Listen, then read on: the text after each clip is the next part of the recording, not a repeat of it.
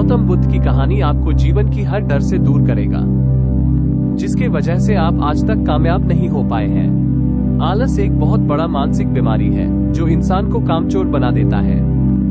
मेहनत करने से डरो मत। हम आलस से कैसे छुटकारा पाएं और जीवन में अपने लक्ष्य को कैसे प्राप्त करेंगे, इसके बारे में विस्तार से चर्चा करेंगे। बिना देरी किए कहानी को शुरू करते हैं। बहुत पुरानी कहानी है। एक बड़े से पहाड़ के नीचे एक छोटा सा गांव बसा था और उसी गांव का एक लड़का जो अपने आलसीपन और कामचोरी की वजह से परिचित था। उस गांव के सभी लोग उसे आलसी और कामचोर के नाम से पुकारते थे। वो लड़का पूरा दिन गांव के पीछे एक पेड़ के नीचे बैठा रहता और बैठे बैठे अपने आने वाले भविष्य के बारे में अच्छे अच्छे सपने देखता रहता। उस लड़के का दिन ऐसे ही आलस में गुजर रहा था। अचानक एक दिन उस गांव में एक बौद्ध भिक्षु आया। वो बौद्ध भिक्षु अगले 3 दिनों के लिए उसी गांव में रहने वाला था। बौद्ध भिक्षु सारा दिन उसी गांव में अच्छे अच्छे उपदेश देता था और जब रात होती तो गांव के पास में एक बुद्ध मठ में विश्राम करता था। अगले दिन बौद्ध भिक्षु की नजर उस आलसी लड़के पे पड़ी जो पेड़ के नीचे कभी बैठा रहता तो कभी लेटा रहता था। बौद्ध ने लगातार 2 दिन उस लड़के को उसी पेड़ के नीचे उसी हालत में देखा। ये देखने के बाद वे समझ गए थे कि लड़का मानसिक रूप से आलस का गुलाम बन चुका है। तीसरे दिन जब वो उपदेश देकर वापस लौट रहे थे तब उन्होंने देखा कि वो लड़का अभी भी उसी पेड़ के नीचे बैठा है और ये देखने के बाद बौद्ध भिक्षु से रहा नहीं गया। वो तुरंत उस लड़के के पास गए। बौद्ध भिक्षु ने उस लड़के से कहा, बेटा, तुम्हारे लिए मेरे पास एक छोटा सा काम है। मैं चाहता हूँ कि तुम उस पहाड़ी की चोटी तक जाओ और मेरे लिए वहाँ से एक पंख लेकर आओ। लड़का चोटी को ओर देखते हुए कहता है कि ये काम मुझसे नहीं हो पाएगा। चोटी तक जाने के लिए मुझ में ताकत नहीं है। बौद्ध भिक्षु ने कहा, मुझे जिस पंख की तलाश है वो पहाड़ी के चोटी पर भी नहीं मिलेगा। पंख को हासिल करने के लिए पहाड़ी के उस पार जाना पड़ेगा।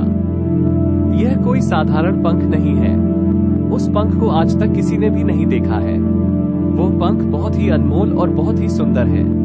बौद्ध भिक्षु की बातें सुनकर लड़के के मन में उत्सुकता जगी, क्योंकि लड़के ने उस पंख के बारे में कभी नहीं सुना था। लड़के ने बौद्ध भिक्षु से कहा कि आपके लिए ये पंख मैं लेकर आऊंगा। ये कहने के बाद लड़का बिना कुछ सोचे सफर में चल पड़ा। सफर बहुत ही कठिन था क्योंकि पहाड़ी के रास्ते बहुत ही खराब थे और वो जल्द ही थकने लगा। लड़के की सांस फूलने लगी और शरीर से भी काफी पसीना बह रहा था, लेकिन वो हार नहीं माना और पहाड़ी पर ऊपर चढ़ता ही गया। जैसे जैसे वो ऊपर चढ़ने लगा वैसे वैसे उसमें जोश बढ़ने लगी। लड़के ने ऐसा जोश कभी महसूस नहीं किया था। बहुत कोशिश और कड़ी मेहनत के बाद लड़का पहाड़ी के शिखर पर पहुंच ही गया।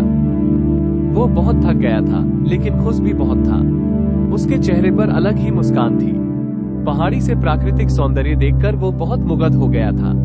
अब उसे पहाड़ी के दूसरे तरफ की ओर भी उतरना था। उस गुफा को खोजना था जहां बौद्ध भिक्षु ने पंख के बारे में बताया था। नीचे उतरना और भी कठिन था क्योंकि नीचे की तरफ ढलान बहुत खड़ी थी। पहाड़ पर चढ़ते वक्त वो कई बार लड़खड़ाया और गिरा भी था, इसलिए उसके अंदर एक डर भी था। लेकिन उसने बौद्ध भिक्षु से पंख लाने का वादा जो किया था, इसकी वजह से बहुत कोशिश और कड़ी मेहनत के बाद वो आखिरकार गुफा में पहुंच ही गया। जब वो गुफा में पहुंचा तो देखा कि वो पंख गुफा के अंदर ही पड़ा हुआ है, जो गुफा में आ रहे रोशनी से चमक रहा था। उसने पंख को अपने हाथों में लिया और पंख की सुंदरता देखकर चकित हो गया, क्योंकि उसने ऐसा पंख आज तक नहीं देखा था। वो काफी देर तक उस पंख को देखता रहा और अचानक उसे याद आया कि वापस भी जाना है। वो पूरी तरह से थक चुका था। वो सोच में पड़ गया कि वो फिर कैसे पहाड़ पर चढ़ेगा, बौद्ध तक पंख को कैसे पहुंचाएगा। एक पल के लिए तो उसने हार ही मान ली थी, लेकिन उसे वो पल याद आ गया जो उसने पहाड़ी के शिखर पर महसूस किया था। उसने एहसास किया कि उसमें दोबारा ये सफर तय करने की ताकत और आत्मविश्वास है। वो पंख लेकर दोबारा पहाड़ी पर चढ़ने लगा। उसे बहुत तकलीफ हो रही थी। उसका पूरा शरीर दर्द कर रहा था। उसका पैर कांप रहा था, सांसें फूल रही थी। वो कई बार लड़खड़ाया, कई बार गिरा भी, लेकिन हिम्मत और आत्मविश्वास से आगे बढ़ता रहा और हार नहीं माना। बहुत कोशिश और कड़ी मेहनत के बाद वो बौद्ध भिक्षु के पास पहुंचा और उनके हाथों में पंख रखकर बहुत ही खुश था। उसके चेहरे पर खुशी देखकर बौद्ध ने कहा कि तुम्हारी सफलता से मैं बहुत खुश हूँ। इसके बाद बौद्ध भिक्षु वहां से जाने लगे, लेकिन जाते वक्त लड़के से एक बात कही कि आलस जीवन में सफलता पाने की सबसे बड़ी बाधा है, जिसे तोड़कर तुम्हें पहला कदम उठाना ही पड़ेगा। अपने लक्ष्य की ओर चलना ही पड़ेगा, और तब तक चलना पड़ेगा जब तक लक्ष्य की प्राप्ति ना हो जाए। इतना कहने के बाद बौद्ध भिक्षु वहां से जाने लगे। इस कहानी से हमें ये सीख प्राप्त होती है कि जब कोई काम हमें असंभव लगे तो लक्ष्य को हासिल करने के लिए हमें आत्मविश्वास की जरूरत पड़ती है।